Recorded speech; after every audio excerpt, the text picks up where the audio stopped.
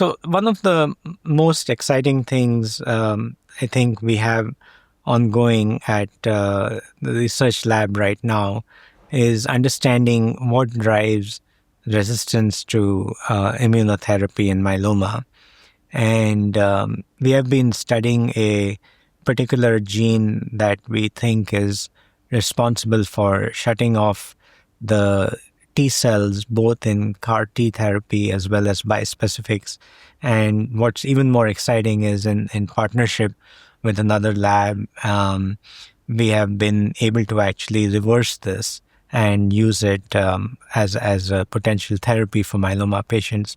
So we are very excited about this research and hope that it gets to the patients very soon. At the moment, it's in the preclinical level, but we do have a developmental candidate that's been identified by the company that's making it, and we are looking forward to the clinical studies starting in the next year or two.